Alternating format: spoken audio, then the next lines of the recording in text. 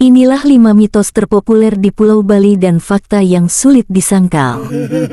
Pulau Bali bukan hanya tentang pantai yang indah atau klub malam yang seru.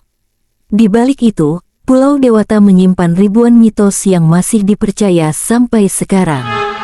Ada yang bilang jangan pakai baju hijau, ada juga yang bilang jangan keluar pas maghrib. Tapi, beneran karena hantu, atau ada alasan lain? Hari ini, kita bakal bedah 5 mitos populer di Bali dan fakta tak terduga di baliknya. 1.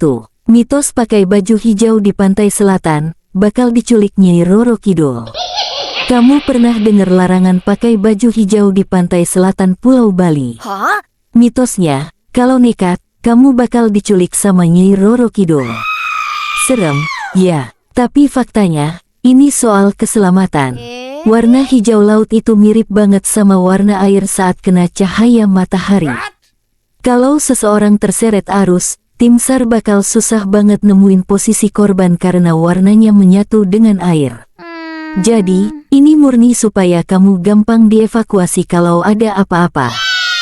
2. Mitos senja, jadi waktu hantu keluar. Kalau di Bali, pas jam 6 sore atau sandikala, suasana mendadak jadi sepi. Katanya, itu waktunya memedi atau makhluk halus nyulik anak-anak. Faktanya, ini adalah cara jenius orang tua zaman dulu buat ngajarin disiplin.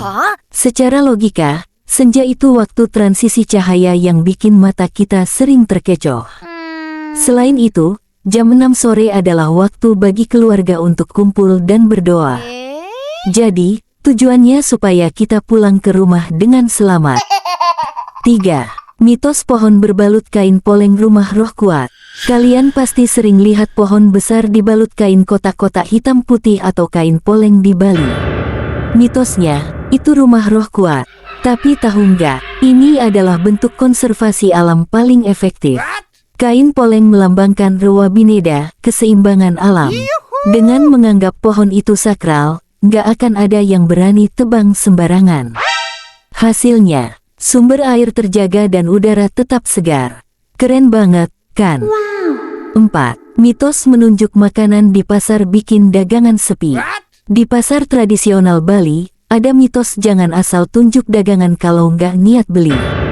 Katanya bisa bikin dagangan sepi atau sial. Faktanya, ini soal etika dan tata krama. Masyarakat Bali sangat menjunjung tinggi keharmonisan. Menunjuk-nunjuk tanpa niat beli dianggap kurang sopan terhadap pedagang yang sudah banting tulang. Intinya, hargailah sesama. 5. Mitos leak, si hantu penghisap darah. Terakhir, soal leak yang begitu fenomenal di Bali. Di film horor, leak digambarkan sebagai hantu penghisap darah. Tapi dalam budaya aslinya, leak berasal dari kata lina aksara. Ini sebuah ilmu spiritual tentang pengelolaan energi dalam tubuh. Citra serem yang kita lihat sekarang lebih banyak dipengaruhi oleh drama tari. Seperti Kalonarang yang tujuannya sebagai pengingat tentang sisi gelap manusia. Jadi, leak bukan sekadar hantu biasa. Jadi, mitos di Bali itu bukan cuma buat nakut-nakutin. Tapi ada pesan moral dan logika di baliknya. Menurut kamu, mana nih mitos yang paling sering kalian dengar pas liburan ke Bali? Tulis di kolom komentar ya. Jangan lupa like, subscribe, dan share video ini. Sampai jumpa di petualangan berikutnya. Rahajeng.